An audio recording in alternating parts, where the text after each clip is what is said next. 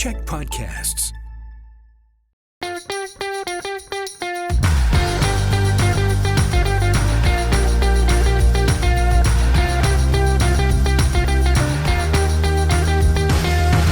Hey everyone, and welcome to Political Capital. Thank you so much for being here on CHEK TV, on YouTube, wherever you kids get your podcasts these days, probably NFTs or cryptocurrency. I don't understand any of it. I'm an old man, but I'm glad that you are here talking to us, watching us, and listening to us each and every week. The Pod Squad is here to break down one topic and one topic only this week, which is the Royal BC Museum controversy. We have Jeff Ferrier from Hill and Knowlton. We have Katy Merrifield from Wellington Advocacy and Jillian Oliver, BC Green strategist extraordinaire, here each and every week. And we are going to dive into the museum. We talked about this project last week, and you can find the episode on CHEK Plus or on your podcast provider. Basically, an announcement to knock the museum down, build a new one in the next 8 years.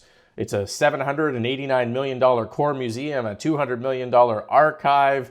Looks great on paper, but it led to this backlash on issues of whether the money should be better spent, $1 billion on affordability and other issues. This week, the government produced the business case to justify this expenditure. It was very long. There was 37 documents plus a business case, thousands of pages of reports and all sorts of different things. So we want to start there. And we want to ask, I guess, to kick it off, did the business case make a difference?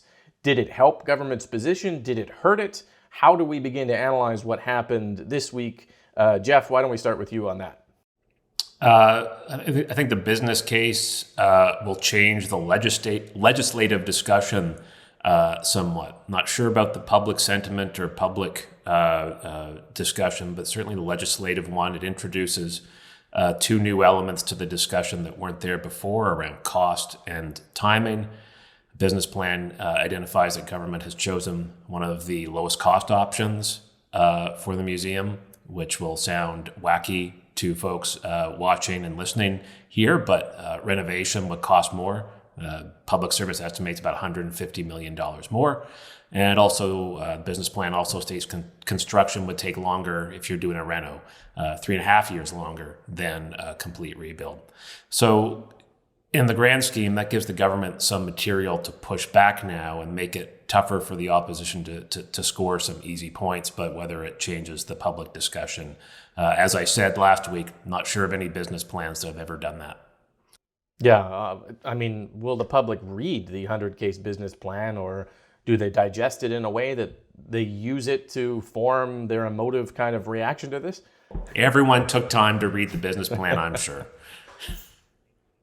No. Probably got mailed to everyone with the NDP constituency flyers. But Jillian, what did you make of this, and if it made a difference at all?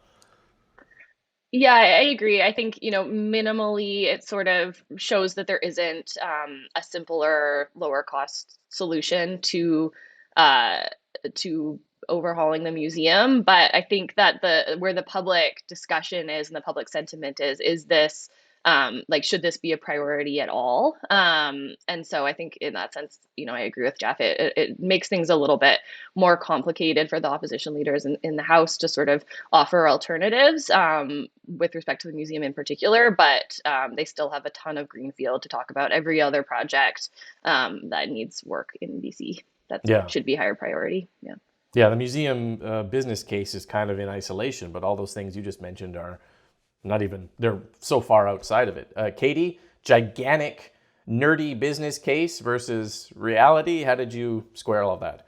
Well, I know we were joking about the public taking time out to read it, but that would be challenging for them to do so, given it was so heavily redacted. I think a key point to emphasize here is when you are forced to release a business plan after intense public backlash and effective calls from the opposition, you're already in a losing position. So, predictably, we're seeing more criticism, like no public consultation, no foreshadowing, no value for money analysis, construction cost breakdown, or risk matrix. So again, when you are forced to release the business plan, I don't think there's an expectation that public mood is going to shift considerably in your favor. It is simply more fodder for your opponents. And that is what we are seeing here. I think their hope was that the business case would show that this was the most sensible option, but it still remains the most expensive museum project in Canadian history at $1 billion. And so it's difficult, I guess, for the public to kind of still wrap their head around all of that.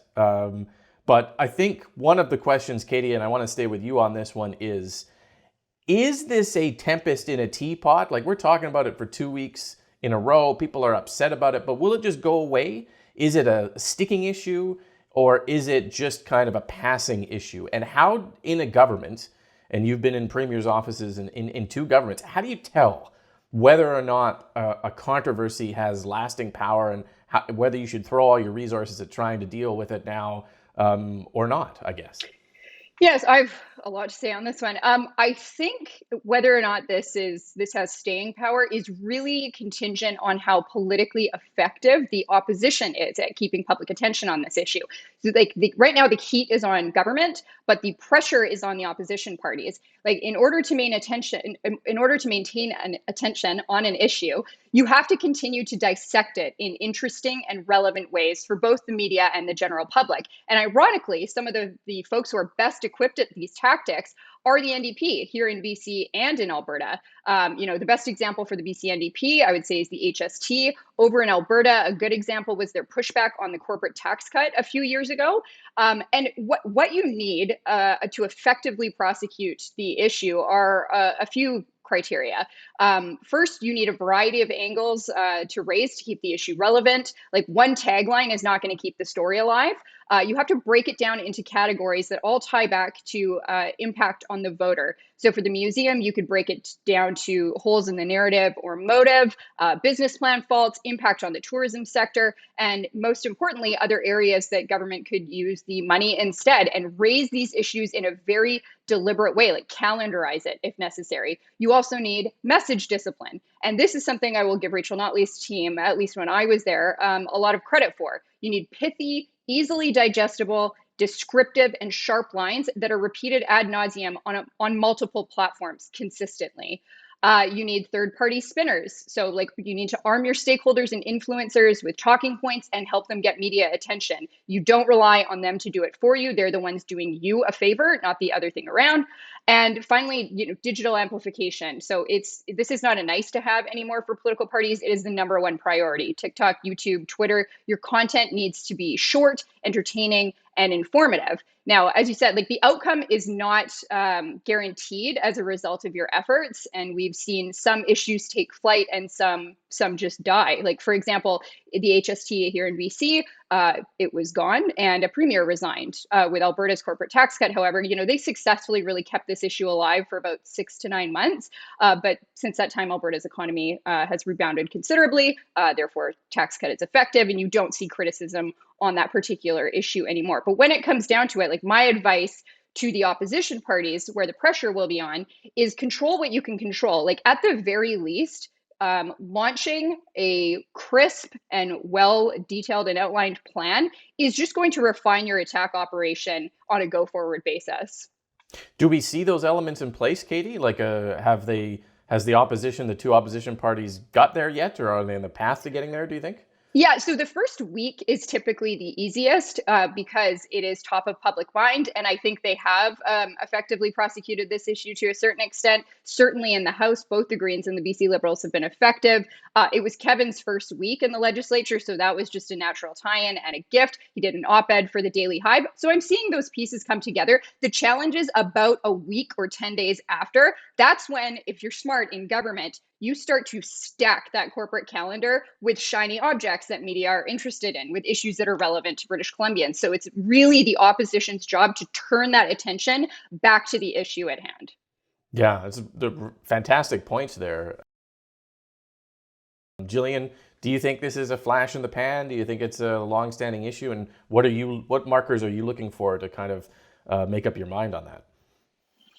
I think that, I'm always looking for if the opposition parties can tie it to a broader narrative about, the way the government is making decisions more generally and the way that it's performed. If they can point to other big construction projects that are going massively over budget, if they can point to other big priorities that are not being funded that the government is saying no to, and there's tons of those, like I said, then you can start to see a narrative emerge and a story in the minds of voters that maybe the government isn't making the best decisions, like more broadly, rather than just sort of like a one-off thing that we can kind of learn to live with.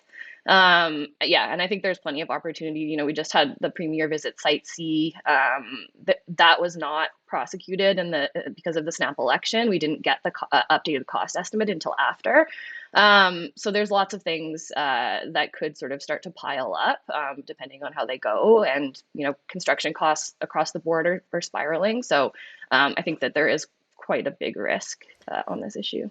Is it, Jillian, to stay with you, is it when you make it into a larger issue, do you then make it more valuable in other parts of the province? Because sometimes I wonder if the museum is a South Island inside the bubble Victoria issue that mainland, urban voters aren't going to care very much about in Metro Vancouver. But is that the key, to tie an issue into a larger issue so that you can make it a talking point in Surrey, for example? Totally. Yeah. And I already saw today on Twitter, there was a reporter from the Fraser Valley sort of starting to ask questions. Why aren't we building this museum in the biggest city in the province? And those sorts of things start to pop up. Why isn't the Vancouver Art Gallery fully funded when it's got a ton of private investment and it's basically shovel ready, and also is going to use mass timber, I believe. So, there's these kinds of questions that sort of do start to pile up. And I think, such a big price tag on a museum that many people from other parts of the province may not have even known existed, I think really is at risk of becoming a lightning rod for a lot of other issues. Yeah. Jeff, you were heading, communications in government during COVID, a time of crises all over the place. And you must have had to deal with issues like this on the fly where, is it a momentary, crisis, this particular COVID sub-issue, or is it a bigger issue? Or how do you kind of tell in the moment that something's happening, whether or not it has lasting power, whether or not it is a much larger thing, or it's just a kind of momentary blip that people move on from? Well, we'll see if how long-lasting the issue is in the minds of people. It's certainly not anything like COVID, which has a direct daily impact on the lives of everyone in a multitude of ways. It is very easy to remember, though. It's, easy figure to remember, easy project to remember, easy contrast with anything that you're upset about. I want to say that while the other panelists focus on the museum today, I'll be using my time, remaining time today, to discuss one of my other interests, which is woodworking, specifically wood joinery. Some swear by dowel joints, but for me, there's no better way to join two pieces of wood than an elegant dovetail joint. That's something that government's going to try and do in the days ahead. They're going to try and talk about something else, distract and move on to something else. That's something they have in their quiver. I think a couple other things that they can actually do is lean in on if they're not going to pivot, as I suggested last week, lean in on the fact that their capital budget is the biggest capital budget in the history of British Columbia. I think it's like $27 billion for capital over the next 3 years. So it's not the museum or other priorities. It's the museum and hospitals. It's museum and Broadway subway, Surrey Langley SkyTrain. It is new schools, including Victoria High School getting built here in beautiful Victoria. The other thing I'm doing is I'm on the phone with business. Engineering, construction, contracting, suppliers, tourism sector.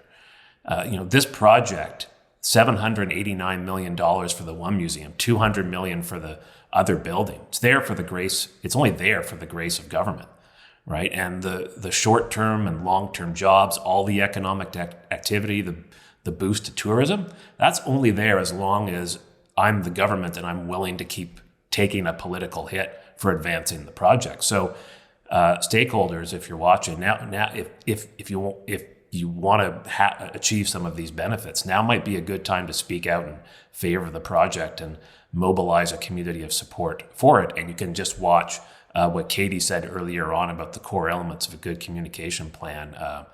Otherwise, this museum opportunity for you might go the way of one-hit wonders like Right Said Fred. Enjoy a brief moment of fame and then vanish into the ether. Is it, Jeff, you raised a great point last week about a pivot not being surrendering. and that sometimes government can find strength in changing its position based on public feedback. Is it still possible to pivot on this issue, do you think? Was the business case a doubling down that has locked government into a path, or is there still an artful compromise that could be made here? I was thinking of one compromise could be something like build the museum archives for $200 million. No one seems to disagree with that. The opposition parties are in favor of it. Protect the 7 million precious artifacts we have, and then pause the main museum for more consultation and envisioning and that type of thing. Is that still possible, do you think, at this point in a scandal like this, for lack of a better word? Or does it feel like they're kind of locking down a particular path here? It feels like they're doubling down. I would say that there's always opportunities to pivot. The longer you wait, the less gain that you get from it. I would say that I think there's a belief within government writ large that refusing to stick to your guns is a political liability because it displays weakness, and what people really want in leaders is someone they can count on to stick with a position. And I would say that that's a misreading of how public opinion works. I remember when I worked in Ontario, Dalton McGuinty promised not to raise taxes, but then raised taxes to put money into healthcare. And campaigns were fought against him, saying, this was he's a flip-flopper, you can't trust him. But public was fine with it because what they were looking for from him was someone who shared their values and shared their assessment of an evolving situation and felt that they understood that things don't stay the same, that things change, that new facts emerge, that new dynamics emerge. And what they really want in a leader is someone who's willing to compromise and figure that stuff out. And I think that in this case, as I said last week, I think there's an opportunity for government to do that, and they probably should.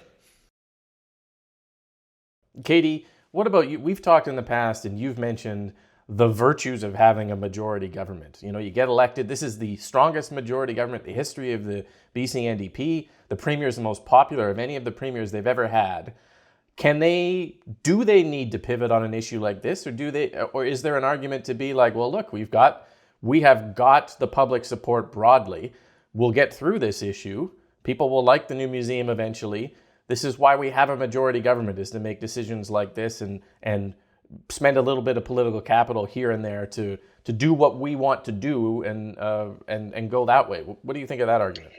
That argument is sound, and it's certainly one that I've made before. But in this case, this is not just about the museum anymore. This is about priorities and a clear understanding of the public mood. This is a $1 billion vanity project during a rampant affordability crisis. And that's just not partisan saying that. That is the general public. That is the NDP's own constituents in Victoria. So what I find interesting is there has been a series of mistakes, I think, on behalf of government in reading the public mood over the last few months. Failure to act on gas prices, imposition of the clean fuel standard that will inflate costs, and now this. So at the end of the day, I think a clean way to summarize misplaced priorities and ineffective reading of the public mood is one word, and that's arrogance. And that's what we're seeing here. This is a choice that they are making. This is a political choice that they are making. And I would say that arrogance and misreading the public mood on a consistent basis is what kills a party brand and overturns governments. Yeah. Jillian, I feel like a minority NDP government would never have made a decision like this. Or if they did, they would have read the public mood and paused it, at least. Like, that used to be the NDP. They used to be very responsive in that way. Is this a function, do you think, of their majority and them just being able to do this kind of thing? Or is this the kind of version of the NDP that was always here that we just didn't see in the minority situation? Or how do people wrap their head around a premier and a government that in the past have been so responsive and now seem to be just kind of pushing through an issue? Mm-hmm. Yeah, I think there's a couple of things at play. During the minority government, there had to be consultation with the Greens ahead of time on things. I'm not sure this would be a capital project for the budget. I'm not sure that this would. I mean, it probably would have, probably because of the local interest that the Green MLAs had.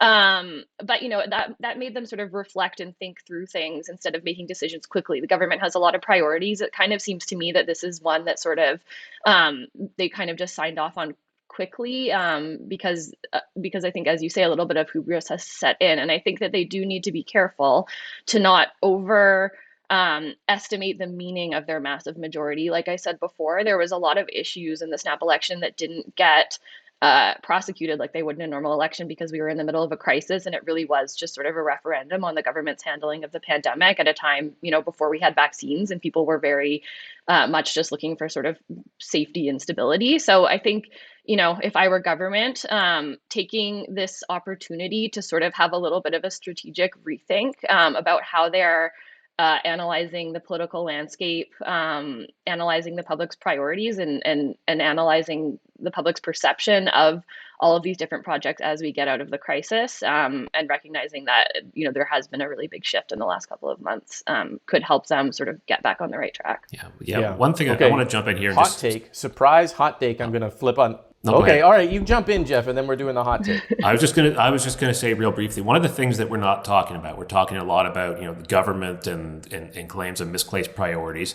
I think that this week, business plans out, the opposition leaders and Falcon are floating in the wind, looking for ambulances to chase. I think this week is time to come down to earth, be clear about what are your plans for the museum beyond get rid of it, it's bad, cancel it. What are you going to do with it? Tell folks, let them know where you stand, and let's figure this out. But I think it's legislatively unhelpful for folks to simply say something is bad and not offer their alternative and be clear with the public about that. But let's get to that hot take. Okay, here's the surprise hot take. Just still on the museum, Katy laid out perfectly what needs to happen for this to continue to be a political issue. 1 month from now, we're on the show. Are we still talking about the museum? What's your best guess on this? Jillian, let's start with you. I think yes, maybe not as like the key topic, but as sort of a tie-in to other issues. I hope so, because that means the BC Liberals have done an effective job, as well as the BC Greens. And I will also just remind folks that it is not the opposition's job to clean up the government's messes. Thanks. Well, I hope that we'll be talking about the BC Liberals' position on what they're going to do to with the museum. That would be helpful to have. All right, great discussion, everyone. Thank you for walking us through that complicated issue. It will continue to be an issue, I think, for the next little while.